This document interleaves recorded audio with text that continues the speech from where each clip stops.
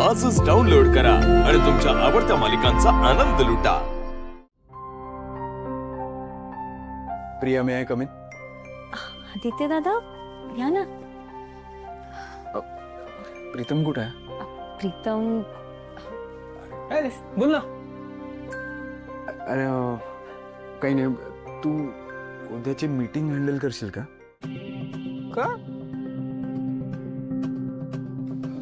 हां, मला ॲक्च्युली दुसरं काम आहे, चालेल ना?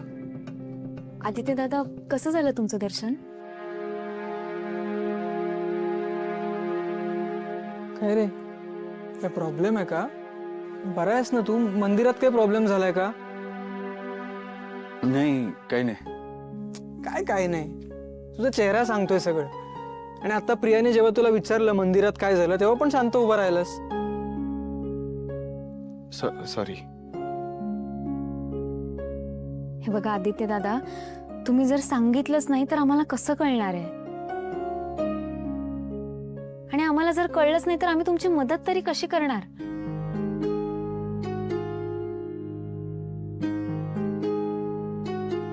ॲक्च्युली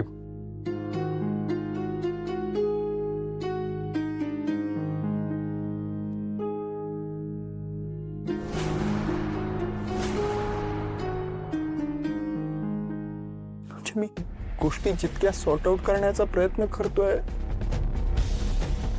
अजूनच किचकट होत चालल्या त्या.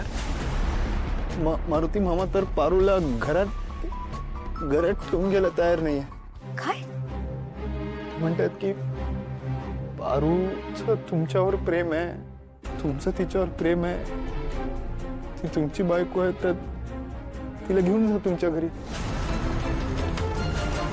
असं कसं घेऊन येऊयात तिला आपल्या घरी? म्हणजे माझी तीच इच्छा आहे, पण आईला काय सांगू असं एकदम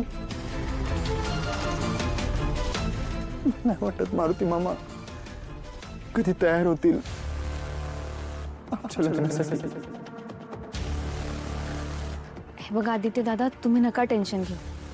आत्ता आपल्यासाठी फक्त आईंनी तुमचं नातं स्वीकारणं जास्त महत्वाचं आहे. मग मारुती मामा पण स्वीकारतीलच.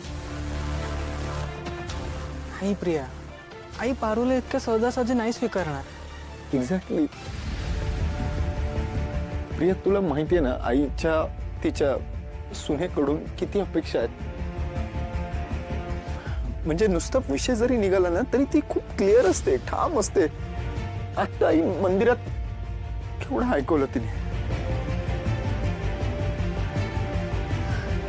हे बघा आदित्य दादा, कधी ना कधी आपल्याला आईंची परमिशन घ्यावीच लागणार आहे. आणि सगळ्यांनाच माहिती आहे की आईंचा पारूवर किती जीव आहे. त्यामुळे मला नाही वाटत की आई पारूला नकार देते. शिवाय पारूने किती वेळा स्वतःचा जीव या घरासाठी धोक्यात घातला. आईंचं मत कधी ना कधी बदलेलच. आणि एकदा का आई या लग्नासाठी तयार झाल्या ना की मग आपण मारुती मामांना पण समजावूया. कसं